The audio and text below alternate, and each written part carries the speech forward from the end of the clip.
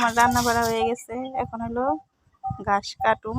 আমার শ্বশুর ঘাস আনছে চকে থেকে। এগুলো হলো বুনা ঘাস, লাগাই না ঘাস আর কি।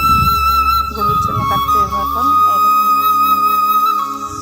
এটা দেখেন, এই যে এরকম দিয়ে এটা নিচে দিতে হয়, তারপরে কাটতে হয়।